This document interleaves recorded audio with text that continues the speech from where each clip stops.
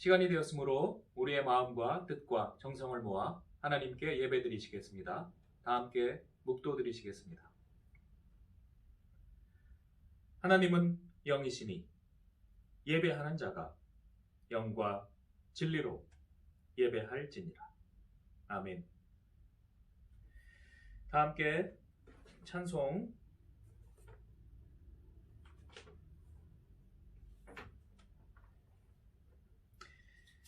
201장 부르시겠습니다. 201장입니다.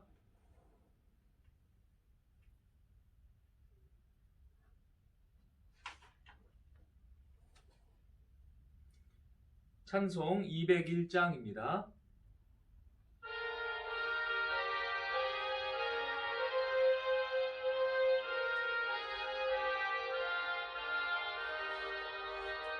참 사람 되신 말씀 하늘의 지혜요 변하지 않는 진리 온 세상 빛이라.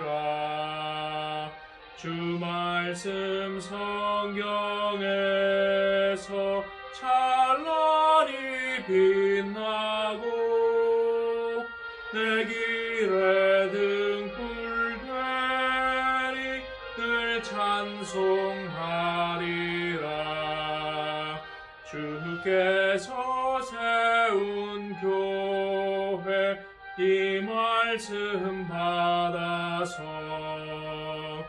그 귀한 빛을 비춰 온 세상 밝힌다. 귀중한 성경 말씀 금보다 귀하고 주님의 귀한 모습 잘 드러내도다. 이 말씀 깃발처럼 드높이 날리니 어두운 바다 위에 등대와 같도다.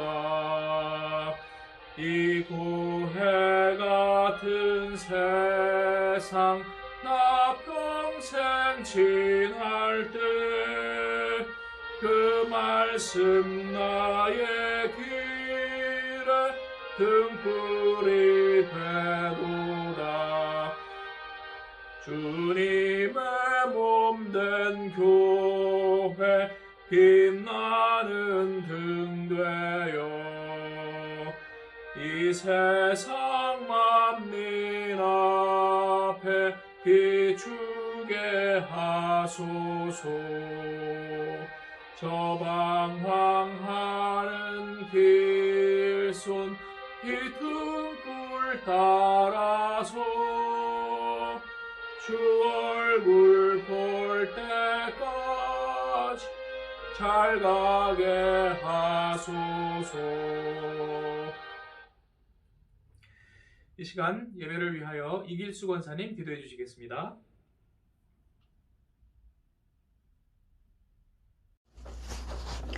다 같이 기도하시겠습니다. 하나님 아버지 감사합니다. 코로나로 인하여 몹시 어렵고 힘든 이때에도 하나님의 보호하심과 은혜 속에 살게 하심을 감사합니다. 온 국민이 고통을 당하고 있는 이 코로나 사태가 빨리 끝나서 모두가 일상으로 돌아갈 수 있도록 인도하여 주시옵소서.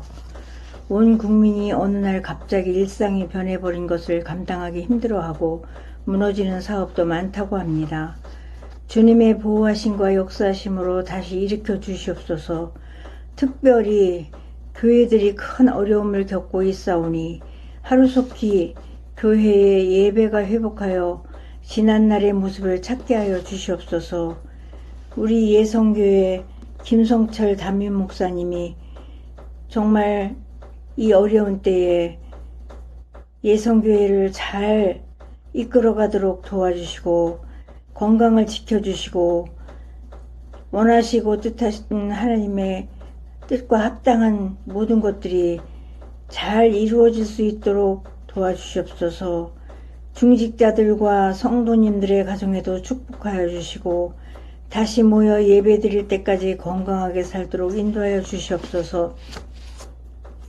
날마다 예배를 사모하는 줄 주께서 아시오니 그 모든 심령에 정말 소원하는 것들을 주께서 아시나이다.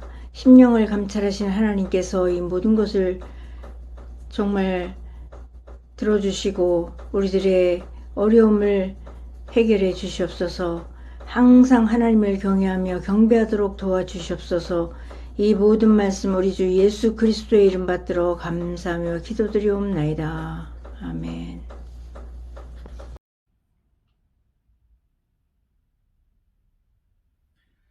함께 나누실 하나님의 말씀은 누가복음 4장 18절 19절입니다. 누가복음 4장 18절 19절입니다.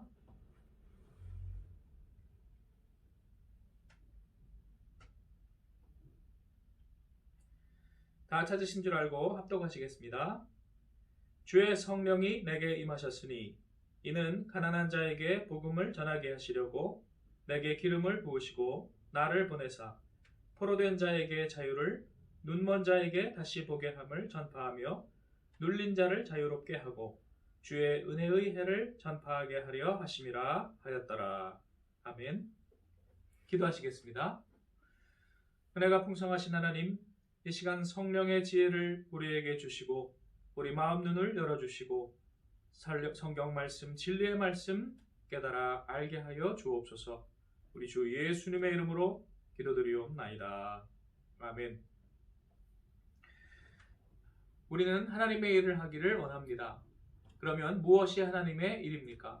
또 다른 표현으로는 무엇이 성령의 일입니까? 혹은 다른 표현으로는 성령 받은 증거는 무엇입니까?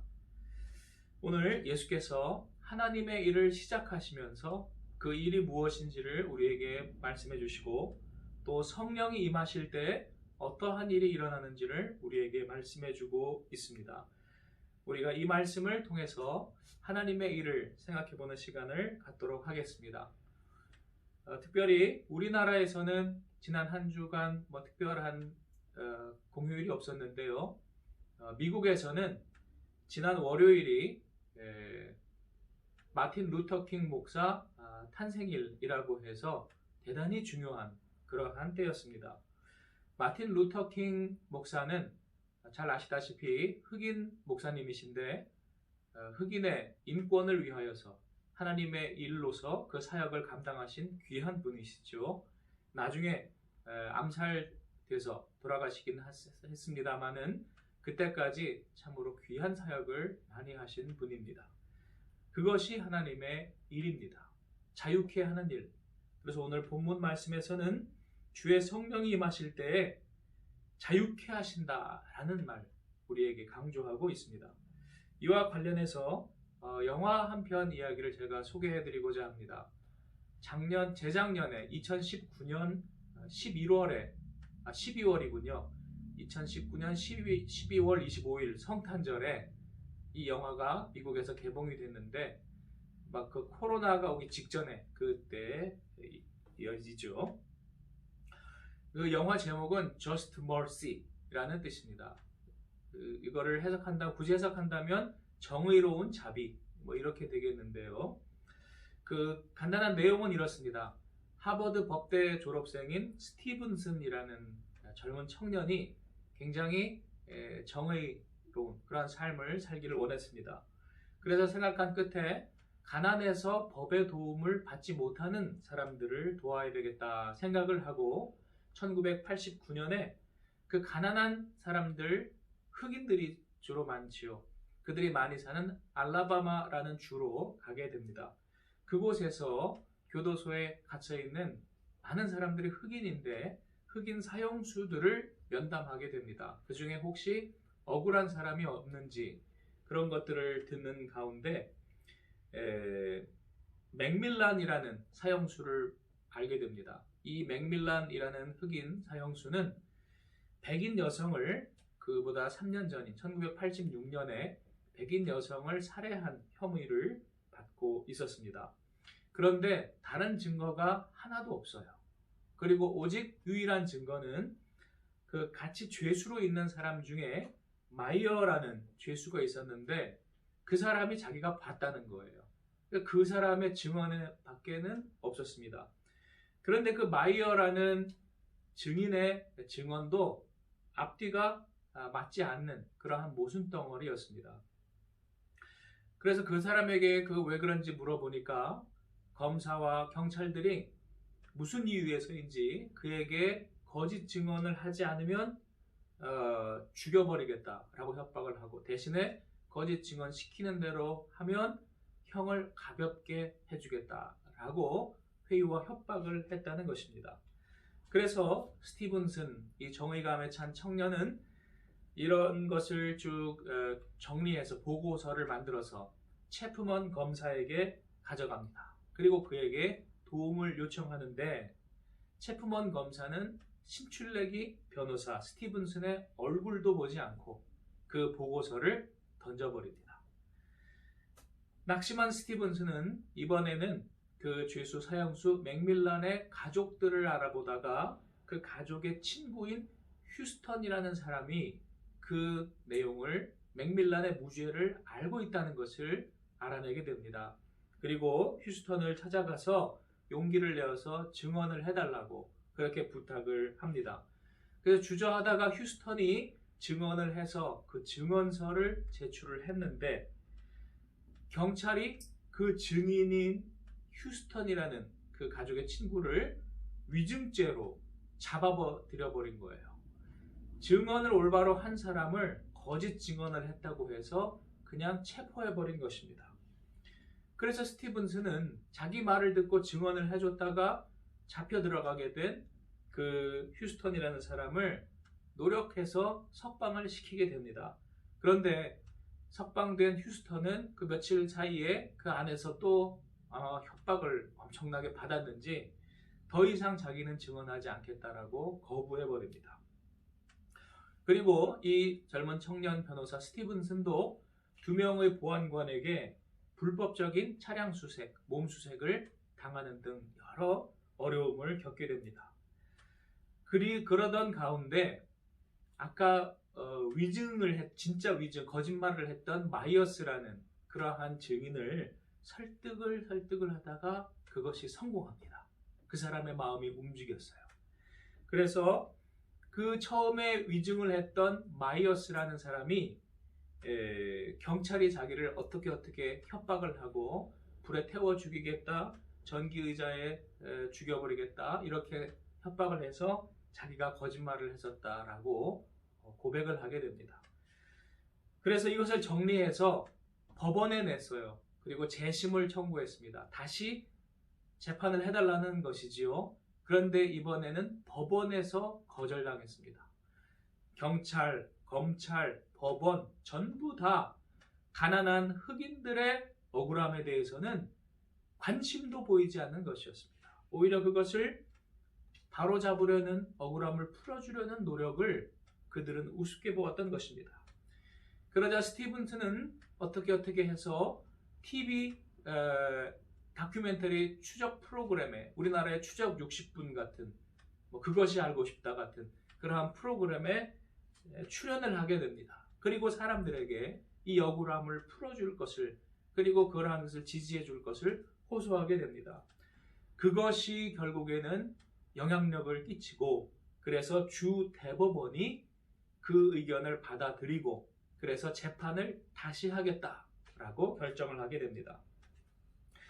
그리고 처음에 아주 신출내기 변호사를 우습게 봤던 체프먼 검사라는 사람이, 처음에는 막 불같이 화내고 무시하고 했던 사람이 나중에는 마음이 돌아서요. 영화이라서 그런지, 아니 실제 이야기예요. 그런데 어쨌든 좀 극적이지요. 결국 지지로 돌아서게 되고, 그래서 맥밀런은 재심을 받은 끝에 무죄가 되어서 석방됩니다.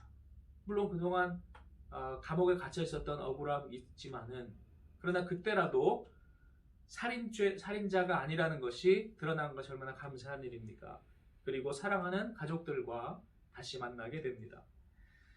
그 다음 이 스티븐스는 또 다른 사형수 리차드슨이라는 사람을 또 돕습니다.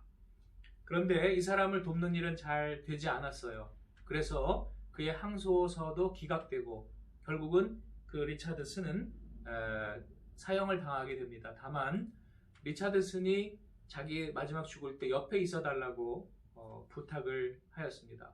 그래서 스티븐슨 변호사는 그가 사형당할 때 전기의자에 앉을 때에 그 바깥에 보고 있는 곳에 있어 주겠다라고 약속을 했고 그 약속을 지켰고 그를 임종을 보게 됩니다.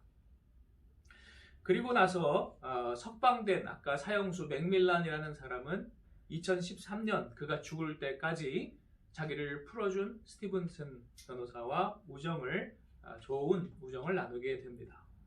그리고 그 사이에 또 사람들의 관심이 많이 생겼기 때문에 정밀 조사가 또 이루어졌는데 그 결과 살해당한 그 여성 모리슨을 죽인 진범은 백인이다라는 것까지 나왔습니다.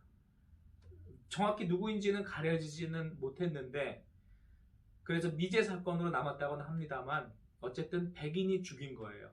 그걸 어떤 이유에서인지 자꾸 흑인에게 뒤집어 씌우려고 했던 그러한 경찰과 검찰과 법원의 노력이 이러한 정의로운 한 사람의 변호사의 젊은 청년의 헌신으로 이렇게 진실이 드러나게 된 것입니다.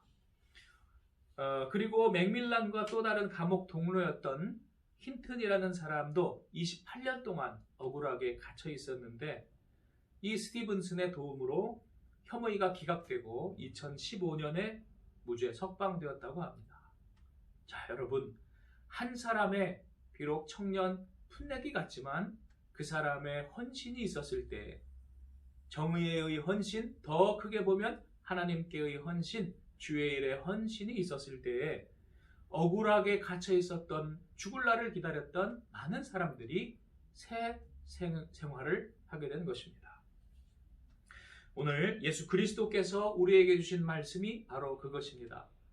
눌린 자를 자유케 하고 억울한 것을 풀어주고 그리고 자유인이 되게 하는 것. 그것이 성령이 임하실 때 나타나는 일이며 하나님의 일이라고 말씀하셨습니다.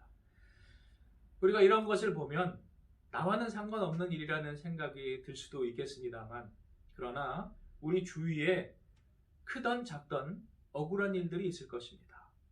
그 일로 고통받는 사람들이 있을 것입니다. 하나님은 우리가 그것을 풀어주기를 원하십니다. 거창한 것을 못하더라도 혹시 내가 나 때문에 다른 사람이 억울한 일이 있다면 그것을 풀어주기를 하나님은 명하십니다. 회개해야 되겠지요. 그리고 올바른 고치는 그러한 일을 해야 되겠지요. 하나님께서 우리를 부르신 것은 바로 그 억울함을 풀어주는 사람으로 부르셨습니다. 내가 무슨 능력이 있는가? 하나님께서 하라고 하시는 만큼만 우리는 하면 되겠습니다. 공정한 것이, 공평한 것이 이루어질 때에 하나님의 나라가 임합니다. 모두가 억울함 없이 자유케 되는 것이 하나님께서 원하시는 일입니다. 이것이 하나님 나라요, 하나님의 일이요, 복음일진데 이 복음이 얼마나 영광스러우며 이 복음이 얼마나 가치가 있는 일입니까? 기쁜 소식이지 않겠습니까? 억울한 자를 자유롭게 해주니까요. 그동안 우리가 혹은 한국교회가 이러한 복음을 잘못 이해했다면 우리가 올바로 이해해야 되겠습니다. 하나님의 말씀에 분명히 나와 있는데 사람의 욕심으로 이 말씀을 왜곡을 했다면 이제는 회개하고 말씀으로 돌아가야 하겠습니다. 우리는 그동안 성령의 열매를 이기적이고 요란한 그 어떤 무엇으로 착각하는 경우가 많았습니다. 당장 내 욕심을 채워줄 수 있는 그러한 것으로 왜곡한 경우가 많았습니다. 그러므로 교회는 내 욕심을 분출하는 곳, 내 욕심을 채우는 곳, 그러한 곳이 되지 않았는지요. 이제는 교회는 다른 사람을 억울함을 풀어주는 곳, 다른 사람을 위로하는 곳, 그리고 살리는 곳으로 우리 생각할 때에 교회의 영광은 자연히 다시 따라오게 될 줄로 믿습니다. 특별히 억울함을 풀어줄 때에 이러한 법률적인 억울함을 풀어주는 것도 물론 중요하지만 그와 함께 그 사람의 사상적, 정신적 억울함을 풀어주는 것도 중요합니다. 아니, 오히려 더 중요합니다. 우리가 사상적, 정신적으로 속아서 잘못된 사상에 혹은 어떤 죄의 노예가 되어 있을 때 그것을 풀어주는 것이 하나님의 진정한 자유와 해방의 일인 줄로 믿습니다. 그것이 희년 정신이지 않겠습니까? 주의 은혜의 해라고 오늘 말씀에 나와 있는데 희년을 말하는 것입니다. 이와 같이 나도 우리 이웃도 죄에서 자유를 얻고 그리고 다른 사람을 위해 헌신하고 희생하는 이 모든 것은 우리의 원함으로 우리가 되는 것이 아니요 오직 성령이 임하실 때만이 가능합니다. 그래서 오늘 예수께서 주의 성령이 내게 임하셨으니 이 일이 이루어진다라고 말씀하고 있습니다. 예수의 보혈을 우리가 생각할 때 십자가에 달리신 피 흘리신 하나님의 아들을 우리가 생각할 때에 우리는 진리가 무엇인지를 깨닫게 되고 로고스가 무엇인지를 깨닫게 되고 그리고 우리도 그것이 영생의 길일진데 나아가겠다고 결심하게 됩니다. 우리 이러한 삶을 마틴 루터 킹 목사 탄생일 혹은 우리 이웃을 자유롭게 하는 그러한 하나의 결심하는 그러한 때 귀한 계기를 삼아서 예수의 십자가 사랑을 깊이 생각하는 그러한 나머지 한 주간이 되시기를 원합니다. 그리고 그 깊은 묵상을 통해서 예수의 보혈의 공로로 우리도 변화되고 이웃을 정말로 자유케 하는 그러한 일을 꼭 실천할 수 있기를 축원합니다. 기도하시겠습니다. 은혜가 풍성하신 하나님, 주께서 성령을 부어주시고 예수 그리스도 하늘보좌를 버리시고 이 낮고 낮은 땅에 내려오신 그 주님의 영광, 십자가에 달려 피 흘리시기까지 하나님께 순종하시고 이웃을 사랑하신 그 모습을 깨닫게 하여 주시옵소서. 우리가 그로 말미암아 이웃을 자유케 하고 억울함을 풀어주는 자, 하나님께 영광 돌리는 자 되게 하여 주시옵소서. 우리는 힘이 없고 부족하오니 성령께서 우리를 도우시옵소서. 우리 주 예수님의 이름으로 기도드리옵나이다. 아멘. 찬송 268장 부르시겠습니다. 268장입니다.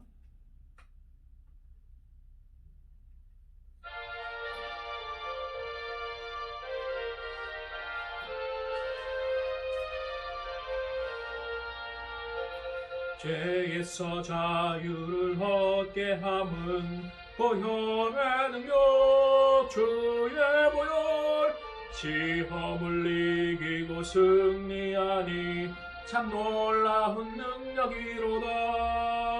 주의 보혈 능력이 있도다. 주의 피 믿어 주의 보혈 그 어린 양의 매우 귀중한 피로다. 육체의 정욕을 이길 힘은 보혈의 능력 주의 보혈 정결한 마음을 얻게 하니 참 놀라운 능력이로다. 주의 보혈 능력 있도다. 주의 피 믿어 주의 보혈 그 어린 양의 매우 귀중한 피로다. 눈보다 더 희게 밝히는 것 보혈의 능력 주의 보혈 부정한 모든 것 밝히시니 참 놀라운 능력이로다. 주의 보혈 능력 있도다. 주의 피 믿어 주의 보혈 그 어린 양의 매우 귀중한 피로다. 구주의 복음을 전할 제목 보혈의 능력 주의 보혈 날마다 나에게 찬송 주니 참 놀라운 능력이로다. 주의 보혈 능력이 또다. 주의 피 믿으오. 주의 보혈 그 어린 양의 매우 귀중한 피로다.